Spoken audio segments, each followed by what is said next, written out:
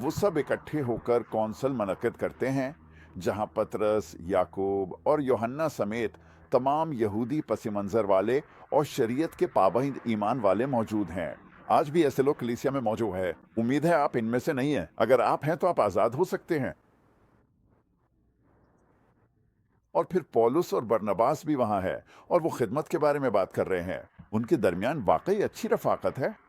और फिर पतरस बुनियादी तौर पे खड़ा होता और कहता है, देखो असल बात यह है कि ये सब गैर कौमें और एशिया वगैरह के लोग वाकई परेशान हैं, क्योंकि लोग ये कह रहे हैं कि तुम्हें मूसा की शरीयत पर अमल करना होगा और निजात पाने के लिए मूसा की शरीयत के मुताबिक खतना करवाना होगा। हाँ, और यसूदी,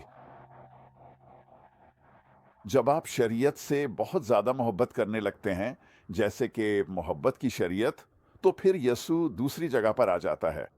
और यसू तो सब कुछ है।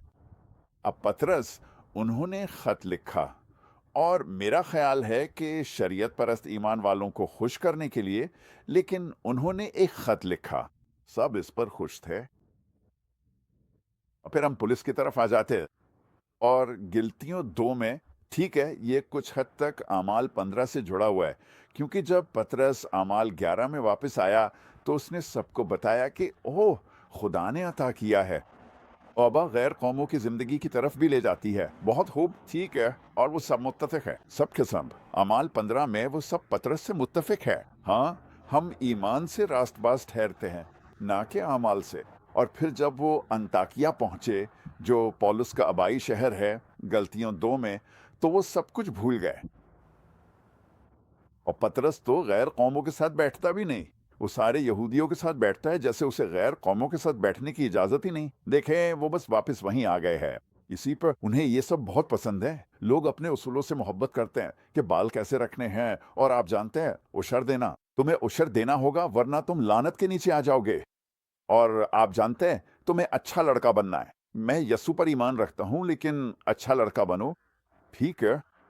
और हाँ, तुम्हें अच्छा लड़का होना चाहिए। रूहुल कुदुस हमें अच्छा लड़का बना देगा, ठीक है। रूहुल कुदुस ही कायल करता है। ये सुनो, यीशु ने कहा, मेरे पास आओ ऐ सब थके मांदे और बोझ तले दबे हुए लोगों, और मैं तुम्हें आराम दूंगा, क्योंकि मेरा बोझ हल्का है और मेरा जुआ आसान है। उसके पास भी बोझ है और जवाब भी है, लेकिन वो हल्का और आसान है। अगर वो हल्का नहीं और आसान नहीं, तो वो उसका नहीं है। वो कोई और है, कुछ और है। हाँ, यहूदी बनाने वाले, कानून परस्त, यानी वो लोग जो शरीयत से मोहब्बत करते हैं और इस तरह की बातें। अच्छा, वापस आ जाओ। मैं कोशिश करूंगा कि इस नुक्ते को मुकम्मल करूं और आमाल की किताब में पौलुस की खिदमत पर आऊं। हम दो खुदा की